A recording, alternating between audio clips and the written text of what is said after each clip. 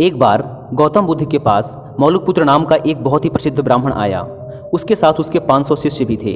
वह बुद्ध से ढेरों सवाल पूछना चाहता था। बुद्ध ने उसकी तरफ ध्यान से देखा और कहा, मौलुकपुत्र, मैं तुम्हारे हर सवाल का जवाब दूंगा, लेकिन मेरी एक शर्त है। मौलुकपुत्र ने कहा, शर्त बताइए।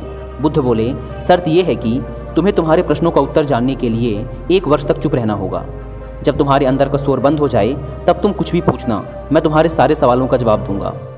बुद्ध की यह बात सुनकर वहां मौजूद बुद्ध का एक शिष्य, जिसका नाम था सरीपुत्र, ठहाका मारकर हंस पड़ा। यह देखकर मौलुकपुत्र को बड़ा आश्चर्य हुआ।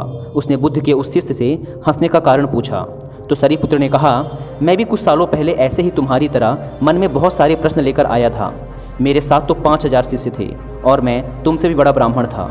मन में बड़ा अभिमान था कि बुद्ध तो मेरे प्रश्नों का उत्तर दे ही नहीं पाएंगे, लेकिन बुद्ध की शर्तों के अनुसार 1 साल तक चुप रहा और अंत में मेरे पास कोई सवाल ही नहीं बचा। इस पर बुद्ध ने मौलुकपुत्र से कहा, मैं अपने वचन का पक्का हूँ, साल भर बाद जवाब जरूर दूंगा। 1 साल बीता और मौलुकपुत्र ध्यान में उतर गया। वह इतना मौन हो गया कि मन के अंदर की बातचीत भी खत्म हो गई। जब 1 साल बीत गया तो साल के आखिरी दिन बुद्ध ने उससे सवाल पूछने को कहा। मौलुकपुत्र हंसा और बोला, सरीपुत्र सही कह रहा था, अब मेरे पास पूछने को कुछ है ही नहीं। इस पर बुद्ध ने कहा, अगर हम मन में सच्चे नहीं हैं तो समस्याएं और प्रश्न होते हैं। यह सब हमारे झूठ से पैदा होते हैं, जैसे कि हमारे सपने नींद से पैदा होते हैं। मन की अशांत अवस्था में प्रश्न होते हैं और मन की शांत अवस्था में उत्तर मिल जाते हैं। मन में जब प्रश्न होते हैं तो वह उत्तर ग्रहण नहीं कर पाता।